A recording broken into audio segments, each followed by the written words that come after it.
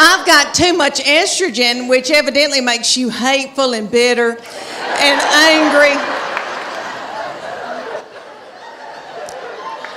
And so I sweat all night,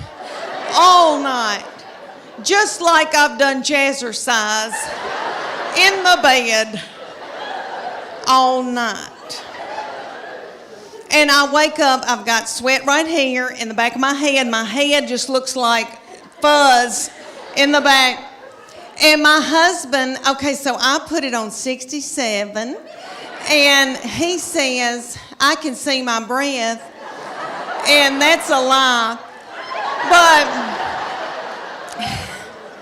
he's having to wear pajamas for the first time in our marriage, and we've got 2 beagle hounds that we're in love with because his children are gone. And so we've got a big one, and he takes the big beagle and spoons the big beagle at night.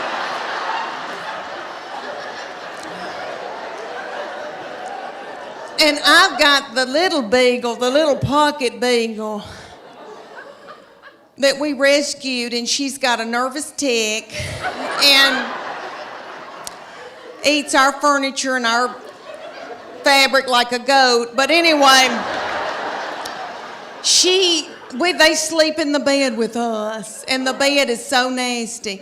Okay, so the little beagle, so he's spooning the big one. The little beagle backs her little butthole up to my head and sleeps up against me all night. I love her. And in the morning, I can hear my husband when he gets up, he's kissing that big beagle and he's going, and I'm so thankful.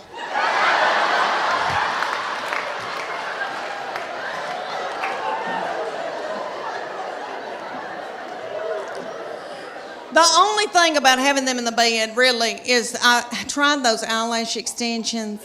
I paid a lot of money for those, but beagle hair would end up in them, and it itched real bad, so I had to let them fall out. But anyway, he came to me in, he was in middle school or high school, and he's very spiritually mature, has always been. I didn't do it. Their daddy didn't do it. God did it. But we call him our little Billy Graham. But anywho, so he was dating a little girl, and he came home, and I said, what y'all been doing? And he said, we've been watching a movie, and we were kissing. I said, oh, that's normal. That's okay. But I said, baby, before you know it, one thing can get out of hand. You've got your arm around somebody, and then you've got your hand on her leg. Things can get out of control. He looked at me like I was crazy. And he said to me, Mom, I've prayed about this.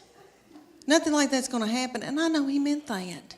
And all I could think of to myself was some of the nastiest things I ever did.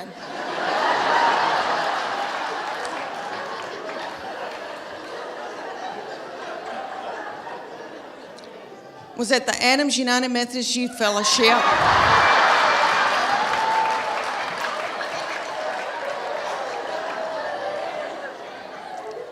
On a hayride.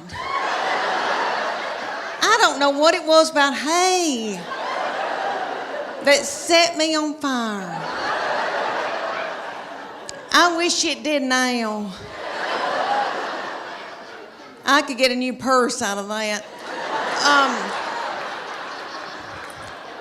Do y'all know what I'm talking about? Youth groups. And we've all, here in the South, we've all been raised in church, Did y'all ever go to a lock-in? What little fool came up with that?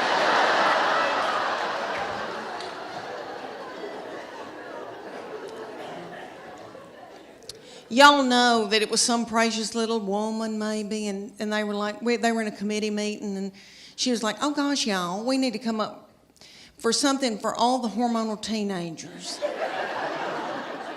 I know.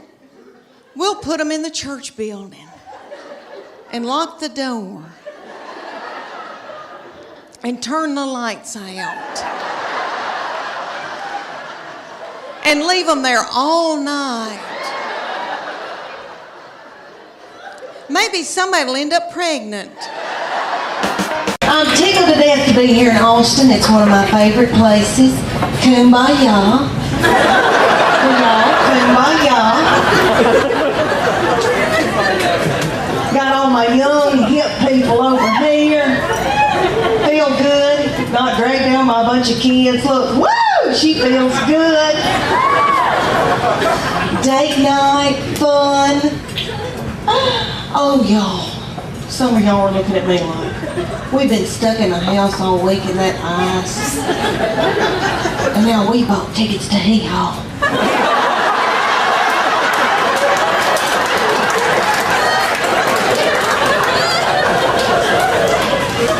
Yep, you did. I'm from Knoxville, Tennessee, but I feel very connected to Texas people because I lived in San Antonio for 3 years, and about 3 years ago, and Davy Crockett. I have to mention that every time because of Davy Crockett, the Tennessee Volunteers. All you, Angel, do you have sweat going down your crack? You do? Yeah, I do too. I do too. Yeah, it's not fun. Yeah, I'd hate to have to get out here and date. Let me tell you that, honey. Because there's an odor. All my children are yummy, and I'm in love with them, and I love my girls, and I know that when I'm in the nursing home, they'll be the ones to come and pluck my chin hairs. Because he is now since married and gone off with his wife and her people. And that's what boys do. They cling to their wife. That's biblical. He said to me, Mom, she is now my immediate family. You are my extended. That's what he said to me right before they got married. And he said, Mom, that's biblical. I'm supposed to cling to my wife. And I thought, why did I show him the Bible? Well, he has always been spiritually mature. We call him our little Billy Graham. My husband and I, we didn't do it. God did it. I'm full of sin. Okay. I've been washed in the blood, but I've been a horrible, horrible person. Not too bad, but okay.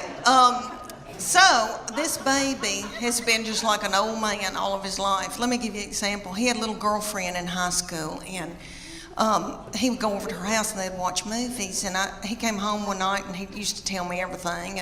And I said, what y'all been doing? He said, well, we've been watching television and kissing on the couch. And I said, okay, baby, okay. That's all right, that's normal. But I said, you know, before you know it, you've got your hand on somebody's leg, your arm around, and you know, things can get out of control. And I just say, slow it down. He looked at me like I was crazy. And he said, Mom, I've prayed about this. Nothing like that's gonna happen. And I know he meant that. And all I could think of to myself was some of the nastiest things I ever did.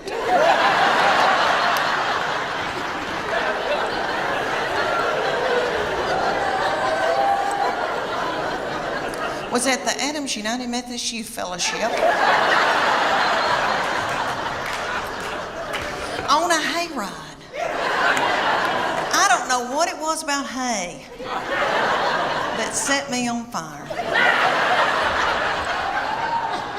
I wish it did now, because I could get a new purse out of that. Okay, y'all, have you ever heard of lock-in? I know everybody in here that has been from Chattanooga has probably been raised in church. Okay, I don't know who that little darling, sweet fool was that came up with the lock-in. Probably a little woman in a committee meeting. And she probably said, oh gosh, y'all, let's come up with something for all the hormonal teenagers. Let's gather them up and put them in the church building and lock the door and turn the lights out and leave them there all night. Maybe somebody will end up pregnant.